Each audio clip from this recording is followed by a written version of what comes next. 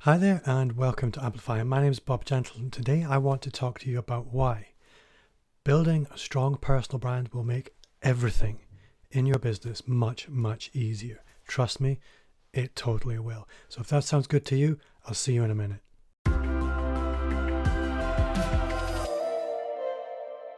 Welcome back. Like I said, today I'm talking about personal branding and why it makes everything easier. And if this sounds good to you, give this video a thumbs up and let YouTube know this is the kind of content you wouldn't mind seeing more of. And also consider subscribing. And if you do, hit the bell icon.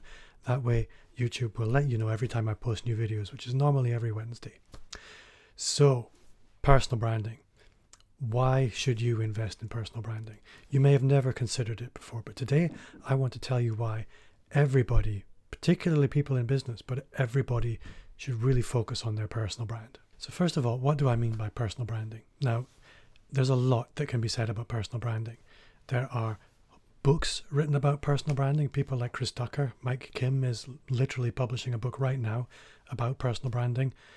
This is a deep, deep topic, and I'm not going to jump deep into it. It's not my area of specialism, if you like. But I have spent a bit of time quite deliberately cultivating my personal brand online specifically. So what do I mean by it? What I mean by it is that you become visible in your industry so that people don't have to seek you out.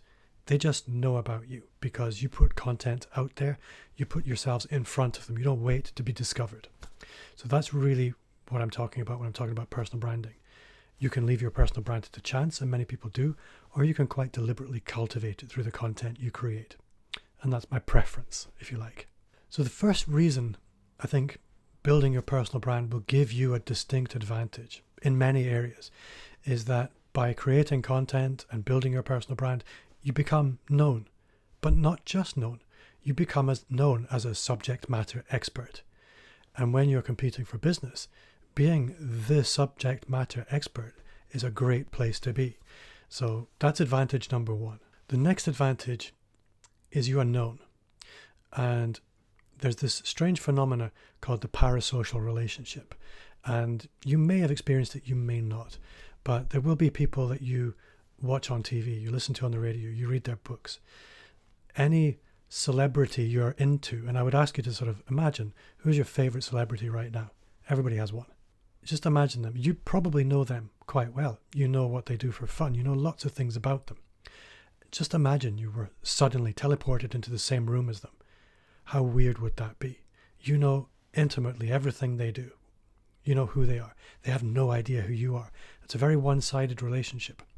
But it's actually quite easy to cultivate it. It's very powerful because when that person that has that parasocial relationship with you needs what you have, you're the first person they're going to come to rather than one of lots of options.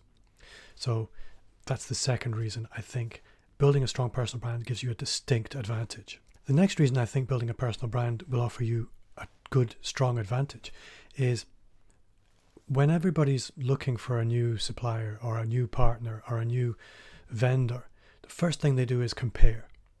And wouldn't it be nice to stand out? Wouldn't it be nice that they could have option A, B, C, D, or the celebrity option? Now, I know that sounds crazy, but we're talking in vertical markets or industries. We do have many celebrities within industries. You can cultivate that, and you can cultivate it more easily than you think. The next reason I think building a personal brand offers a tremendous advantage is also the reason a lot of people shy away from it. You can't please everybody. You can't attract everybody. You can't have a strong force of attraction without a strong force of repelling. And that scares a lot of people off because they're worrying about sort of pushing people away through their content. What I've discovered, and I think what lots of people discover, is that happens. But your numbers are scaled up. And more importantly, you attract the right people. You attract people who want to work with you for who you are, for the values you have. So that force of attracting the right people is very powerful. That makes everything easier. Another important factor is that you're no longer, a lot of the time, going to be competing on price. You're not often in the same category as all the other people who do what you do. You're in a very particular category of what I would call micro-influencers. You've demonstrated your knowledge. You've proven you know what you can do. People talk about you. You're connected. You are the in-demand option rather than the one of many. And that's a great reason to build your personal brand. You can not dictate price because that would be arrogant, but you have enough opportunity that you can price to your value rather than pricing to the market. And that's a lovely place to be. Now, the next reason is kind of counterintuitive, because I'm somebody who used to, and I'm talking a fairly short time ago, I'm talking maybe 2 years ago, all of my business was driven through local networking events and things like that. I would literally go to the opening of a paper bag. If it was an event, I was going to be there. And I thought that was how it had to be. That was the only way you could run business development. What I've discovered is that the more I've built my personal brand, the more my network has shifted. My network is no longer local. My network is international. My referrals come from all kinds of sources they never came from before. They come from my audience. People see what I do, and they don't just want to refer to me because I might reciprocate. They refer to me because they love what I'm doing. And that's a big difference. My business hasn't shrunk since I stopped going to networking events, which I kind of worried it might. It's exploded. So investing in your personal brand makes you much, much more referable. And excitingly, the referrals are bigger and better. So referability is a big reason to invest in your personal brand. Now, there are some very good reasons you might think, no, personal branding, Bob, that's not for me. I'm too ugly. I'm too old. I'm too shy. I'm too weird. I don't have time. All of these reasons are reasons people say they don't want to invest in a personal brand. But what I would encourage you to think of is, if you look out in the world, you have friends, you have people who like you, the people who love you for the qualities you have. Everybody compares themselves with their own ideal, and we're never there. There's always reasons we're insecure about how we look or how we come across.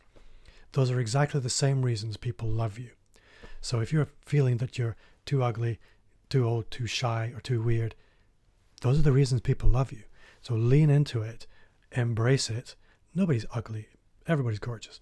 But lean into your own vulnerability. Show up for the people who love you. There's an interesting statistic from Russell Brunson.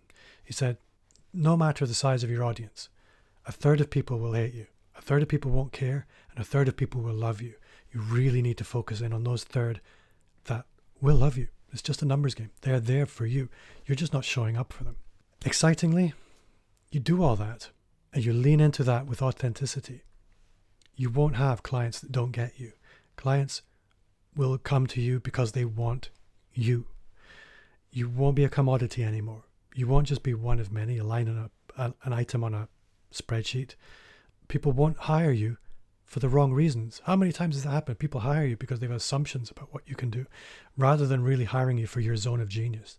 That's a much nicer place to be. Their expectations will be correct. You won't have this problem of misaligned expectations. And your clients will love you for who you are. And that's fantastic. There's nothing quite like having genuine, authentic relationships with your clients because they've come to you for you, not because of some corporate presentation that you've put out into the world. So I hope that helps. I hope that sort of helps you move past any objections that you might have had about why you might build a personal brand and open a window to what life could look like. If you have any questions, I would love to hear them down in the comments. But for now, thank you very much for watching. If you did like this video, do hit the like button and let YouTube know, and consider subscribing. Hit the subscribe button, and if you do, also hit the bell and let YouTube know that they should send you notifications every time I post new content, which is normally every Wednesday. My name's Bob Gentle. Thank you very much for watching, and I'll see you next time.